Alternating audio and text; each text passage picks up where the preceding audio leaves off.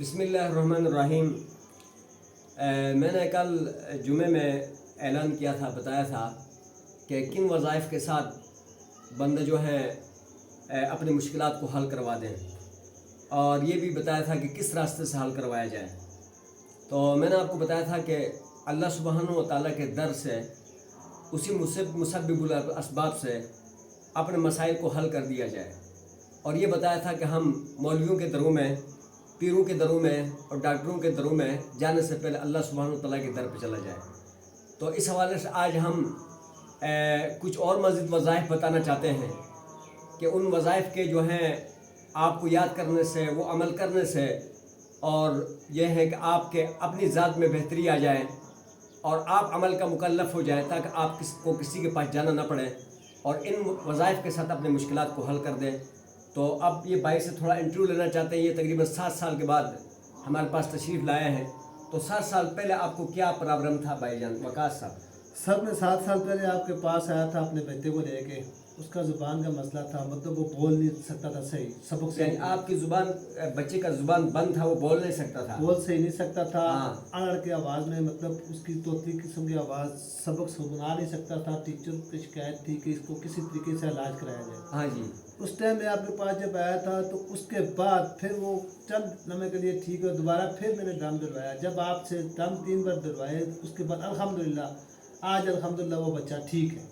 آج میں تینوں بچوں کو ان کو اسی لیے لے کے آیا ہوں، ٹھیک ہے، کہ دوبارہ آپ ہی کے پاس آیا ہوں۔ آگے پیچھے دور دراز علاقے سے آپ کو پتہ ہے میں بہت جگہ پر گیا ہوں، اچھا لیکن جی۔ بچہ ٹھیک نہیں ہوا۔ میرے آنے سے پہلے آپ کتنی جگہوں میں گئے؟ آپ کے آنے سے پہلے میں نے جگہ چھوڑی نہیں ہے، جہاں بھی مجھے کسی نے بتایا نا ہاں کہ جی۔ فلاں جگہ پہ فلاں آدمی اچھا ہے جی، اس کے پاس جاؤ، فلاں ذات پہ لے کے جاؤ، یہ کرو وہ کرو، جب بندے کا کوئی نہ کوئی اس طرح کا سین، وہ کوئی نہ کوئی کہتا ہے ذریعہ بنے۔ ہاں جی۔ لیکن دیکھا کہ کسی جگہ سے اس کی زبان، حالانکہ ڈاکٹر کہہ رہے تھے کہ اس کا تو کوئی علاج ہے ہی نہیں ہے، وہی نہیں سکتا۔ اچھا۔ اللہ نے شفا دی۔ آپ کے پاس جب لے گیا، آپ نے 3 دم ڈالے ہیں تو 1 دن کے اندر ہی، ٹھیک۔ صبح دوپہر شام 2 دن میں آتا رہا آپ کے پاس۔ اس کے بعد الحمدللہ ٹھیک ہو گیا، ابھی ٹھیک ہے بچہ۔ بسم اللہ الرحمن الرحیم۔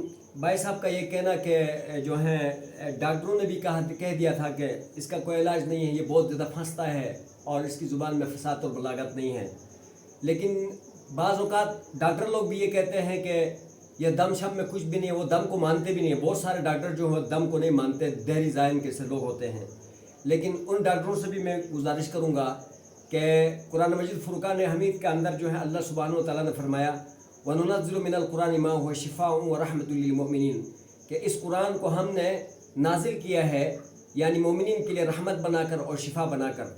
اور ایک اور جگہ میں اللہ نے فرمایا کہ شِفَاءٌ لِّمَا فِي الصُّدُورِ، جو سینوں کے اندر بیماریاں ہیں اس کے لیے بھی اس کا اندر شفا ہے۔ تو نبی علیہ السلام کے بہت سارے کتاب الوظائف کا اندر، اسی طرح دیگر جو ہے کیا نام ہے کتاب الدعوات کا اندر بہت ساری ایسی علاج ہیں دم کے ذریعے سے، بلکہ نبی علیہ السلام نے بہت مرتبہ مریضوں کو اوپر دم کیے ہیں خود، اور وہ دم والی دعائیں بھی جو ہیں احادیث میں موجود ہیں کہ جن کے ذریعے سے مریضوں کو شفا ہوا ہے۔ تو یہ تو ان ڈاکٹروں کا کہنا ہے کہ جو ہے نا اس کا علاج نہیں ہے، ایسا ہو ہی نہیں سکتا۔ یہ جو ہے نا ڈاکٹری علاج بھی سنت ہے، کہ اس لیے کہ نبی علیہ السلام کی ایک حدیث ہے کہ کوئی بھی ایسی بیماری نازل نہیں کی گئی ہے کہ جس کے ساتھ دوا نازل نہیں کیا گیا ہو۔ اور دم بھی ہے کہ اس میں جو ہے نا بہت سارے جنات، سائیں اور نظر اور اس طرح بہت ساری چیزیں ہوتی ہیں جو کہ قرآن حدیث سے ثابت ہیں، اور ان کے توڑ کے لیے بہت سارے وظائف ہیں جو احادیث کی کتابوں میں موجود ہیں۔ اور اسی طرح جو ہے قرآن مجید فرقان حمید کے مختلف مقامات سے ہم اس مقام اور محل کے اعتبار سے ایک دعا کا انتخاب کرتے ہیں۔ تو بہرحال یہ ہے کہ بھائی اپنے بچے کو، مجھے تو یاد نہیں، لیکن یہ ہے کہ بھائی کہہ رہا ہے کہ جو ہے کیا نام ہے میں نے 7 سال بچے کو ادھر لایا تھا، اس کی زبان پھنستی تھی، تو اب جو ہے وہ بول ہی نہیں سکتا تھا۔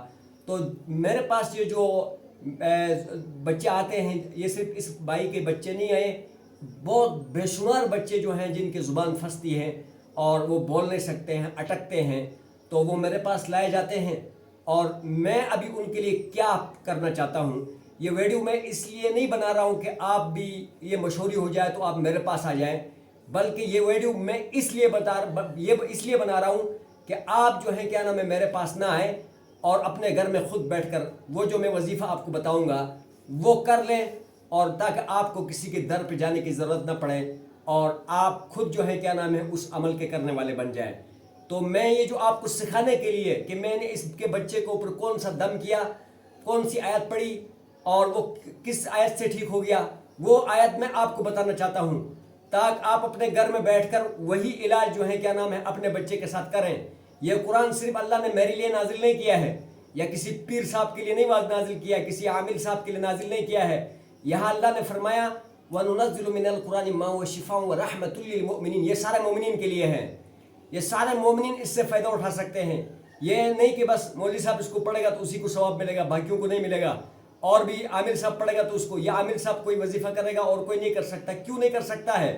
یہ قرآن کو اللہ نے ساری امت کے لیے نازل کیا ہے اور ساری امت اس قرآن سے فائدہ اٹھا سکتا ہے, اجر و ثواب کے حوالے سے بھی اٹھا سکتا ہے اور اس کے علاوہ پڑھنے پڑھانے سے. لیکن افسوس اس بات کی ہوتی ہے, افسوس اس بات کی ہوتی ہے کہ جو ہے نا علیم اقبال نے کہا تھا کہ یہ قوم جو ہے وہ ذلیل اور خوار ہو گئی, یہ قوم ذلیل اور خوار ہو گئی تاریک قرآن ہو کر, یعنی قرآن مجید کو چھوڑ کر, اس کے تعلیمات کو چھوڑ کر اور اس کے قانون کو چھوڑ کر. آج ہمیں یعنی بے شمار ڈگریوں کا نام ہمارے بچوں کو بھی آتے ہیں کہ ہمارے بچوں سے کہا جائے بیٹا بتاؤ اسکول میں کتنی ڈگریاں ہیں, وہ بتائیں گے جو ہیں میٹرک ہے, ایف اے ہے, بی اے ہے, بی ایڈ ہے, اور آگے ایم اے ہے اور ماسٹر ہے اور ایم فل ہے اور پی ایچ ڈی ہے اور پتہ نہیں کیا کیا شعبوں کا وہ نام دیں گے, سادھارن ڈگریوں کا وہ نام آپ کو بتا دیں گے. لیکن اگر ان کو پوچھا جائے کہ بیٹا جو قرآن میں کتنی صورتیں ہیں, قرآن میں کتنے پارے ہیں اور کون سی آیت کس جگہ پر ہے, تو کوئی بتانے سے قاصر ہے. ابھی کچھ دن پہلے کچھ نوجوان تھے, ان سے انٹرویو لیا جا رہا تھا کہ بھائی اپنا نبی کا نام بتاؤ. وہ 5 سے 6 نہیں بتا سکے تو چھٹا کہنے لگا کہ بھائی ہم نے تو کبھی اس طرف دھیان ہی نہیں دیا ہے. تو ہم نے یہاں پر اتنا بڑا مدرسے کو وجود میں لے کر آیا ہے اور ہم فری میں پڑھاتے ہیں اللہ کی مدد سے, لیکن اس قرآنی تعلیمات کو حاصل کرنے کے لیے ہمارے پاس باوجود ہم اس کے فضائل بتاتے ہیں کہ اس پڑھنے کے کیا فضائل ہماری طرف نہیں آتے ہیں. تو پلیز پوری امت مسلمہ کے بچوں سے, والدین سے گزارش کروں گا کہ قرآن مجید سے اتنا علوم حاصل کیا جائے, قرآن مجید کی اتنی معلومات حاصل کیا جائے تاکہ آپ اپنے گھر میں بیٹھ کر یعنی اپنے مشکلات کو حل کر سکیں. تو میں ابھی آپ کو وظائف بتانا چاہتا ہوں, جن وظائف سے زبان بندی, اگر کوئی بچہ اچانک اس کی زبان بند ہو جاتا ہے اور یا کوئی بچی کا زبان بند ہو جاتی ہے, کسی کی بھی زبان بند ہو جاتی ہے, یا وہ اچانک سے توتلے ہو جاتے ہیں اور اس قسم کی زبانی مشکلات سے میں وہ پھنس جاتے ہیں, تو آپ نے وضو کرنا ہے. وضو کرنے کے بعد یعنی آپ نے ایک پاک جگہ میں بیٹھ جانا ہے اور پاک جگہ میں بیٹھنے کے بعد جس کی زبان بنی ہوئی ہے اس کو کہہ دینا اس طرح اپنی زبان نکال دیں. اس طرح جب زبان نکالیں گے تو آپ نے زبان کو پکڑنا ہے اور زبان کو پکڑنے کے بعد آپ نے اعوذ باللہ اور بسم اللہ کے ساتھ رب اشرح لی صدری ویسر لی امری واحلل عقدۃ من لسانی یفقہوا قولی, یہ 7 مرتبہ پڑھنا ہے. اور ربی زدنی علما, اس کو بھی 3 مرتبہ پڑھنا ہے. اور قالوا سبحانک لا علم لنا الا ما علمتنا انک انت العلیم الحکیم, اور یہ دعا بھی, یہ آیت بھی آپ نے پڑھنا ہے. یہ تینوں قرآن کی آیت ہیں. اور ایک حدیث میں ہے جو ہے نا نبی علیہ الصلوۃ والسلام کے وظائف میں سے ہے اذهب البأس رب الناس واشفی انت الشافی لا شفاء الا شفاؤک شفاء لا یغادر سقما. ایک آپ نے یہ پڑھنا ہے. یہ 4 عمل انشاءاللہ آپ صبح شام 3 دن تک کریں گے تو آپ کے بچے کو, آپ کے مریض کو اللہ تبارک و تعالی شفا عطا فرمائیں گے. آپ لوگوں کو مولوی عطا اللہ یرداد کے پاس آنے کی ضرورت نہیں پڑے گی. آپ کسی کے پاس جا کر اپنا ٹائم اور اپنا پیسہ اور اپنی عزت آبرو کو نہیں لٹائیں گے. تو اس لیے میری گزارش ہوگی کہ کوئی بھی مشکل میں جو پھنستا ہے وہ کسی کی طرف جانے سے پہلے, کسی کی طرف جانے سے پہلے خود ہی عامل بننے کی کوشش کریں. اس لیے کہ اللہ پاک نے اسلام کے ماننے والوں کو اسلام کے ہر عمل کا اس کو خود مکلف بنایا ہے. لیکن افسوس کہ آج ہم نے, لیکن افسوس مشی آج انتقالتے ہیں, لیکن افسوس کہ آج ہم نے جو ہے وہ یعنی سارا جتنے بھی جو اعمال ہیں وہ مولوی صاحب کو دیے ہیں کہ مولوی صاحب بیٹھ کر مسجد میں اذان بھی دے دے گا اور نماز بھی پڑھ لے گا اور ہمارے جو ہے نا مرنے والوں پر بھی دعا کرے گا, لینٹر بھی دعا کرے گا, اور دنیا کے سارے کام مولوی صاحب جو نہیں کرے گا, ہم نے کچھ بھی نہیں کرنا ہے. تو ایسے کرو گے تو اسلام بھی باقی نہیں رہے گا اور اس کے بعد قرآن بھی باقی نہیں رہے گا. اور پھر جا کر عاملوں کے پاس دکے کھائیں گے اور اپنا پیسہ لوٹائیں گے، تو میری گزارش ہوگی کہ کوئی بھی عمل ہوگا تو جو ہے کیا نام ہے اس عمل کو آپ نے خود ہی کرنا ہے، اور یہ جو وظائف میں نے پڑھا ہے اس مسئلے کے لیے یہ وظائف استعمال کرنا ہے اور کسی کے پاس نہیں۔ تو آج جو ہمارا یہ دوسرا وظائف کے حوالے سے یہ جو ہے نا یہ مضمون ہے، اور انشاءاللہ مزید بھی ہم آگے جو وظائف ہیں وہ موقع مریضوں کے آنے کی حوالے مناسبت سے کہ جو مریض آئے گا اس کے مطابق جو ہے کیا نام ہے ہم آپ کو وظائف بتائیں گے، اور یہ وظائف یقینی ہے۔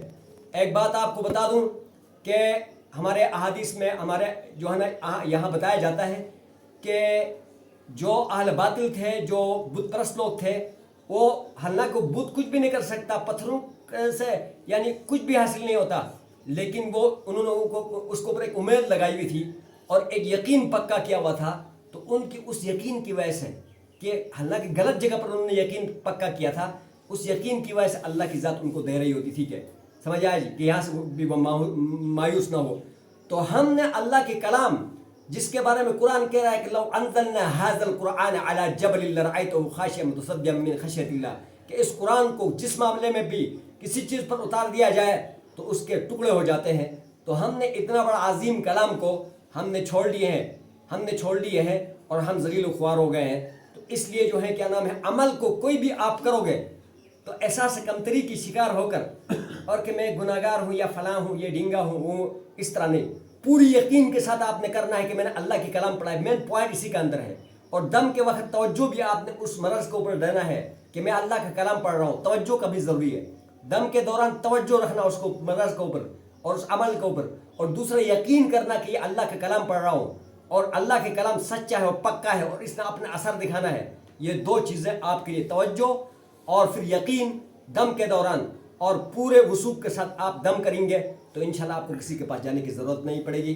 آخر دعوانا الحمدللہ رب العالمین۔